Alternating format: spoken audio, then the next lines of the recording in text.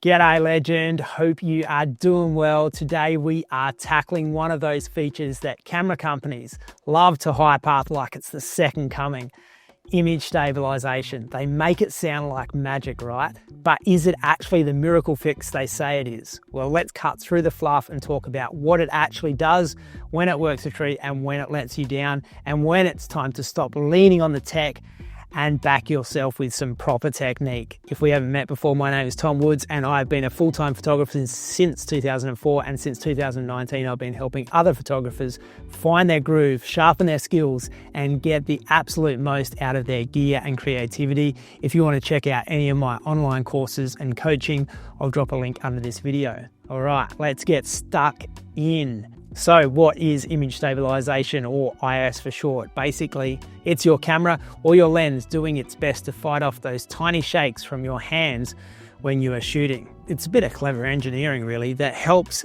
keep things sharp, especially when you're using slower shutter speeds. Camera brands reckon IS helps you shoot up to 3 to 5 stops slower than you normally could without getting blur. And yeah, it sometimes can really help you get a sharp shot that you would have otherwise missed.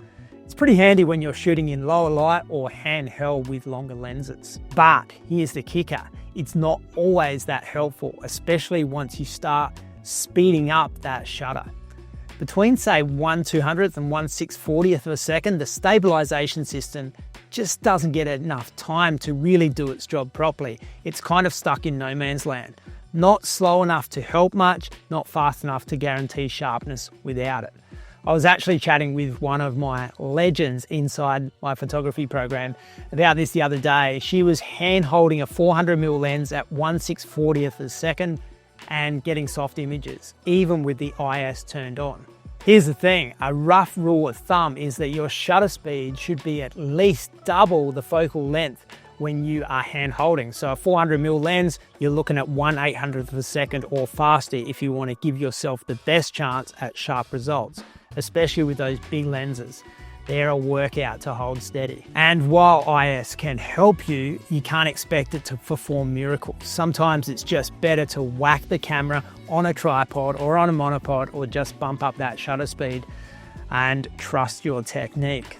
Here's another thing that some people actually miss. IS only stabilizes camera shake, not your actual subject. So if your mate's doing airs out of the bowl or a grommet's ripping past you in the waves, you're still going to need a fast enough shutter speed to freeze the movement, or you're going to get blur no matter how good your image stabilization is. Where IS really does shine is in video. Handheld footage without image stabilization can look like it was filmed during an earthquake. IS helps smooth out those micro shakes and gives you something that actually looks polished, especially if your camera has in-body stabilization and your lens has optical stabilization working together.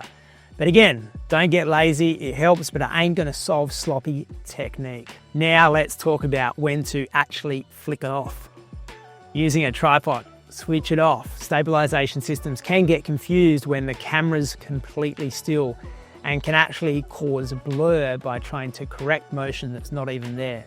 Shooting long exposures or HDR, same deal, turn it off. If you're doing a pan shot like tracking a surfer or a race car, IS can fight against that intentional movement unless your lens has the proper panning mode. If it doesn't, off it goes. Image stabilization, bloody handy when you know how and when to use it. It's great for slower shutter speeds and a lifesaver with handheld video work, but don't expect it to save the day every time if you're undershooting your shutter speed or relying on it to freeze action, and definitely don't let it replace solid technique. The best photographers don't lean too hard on features like IS.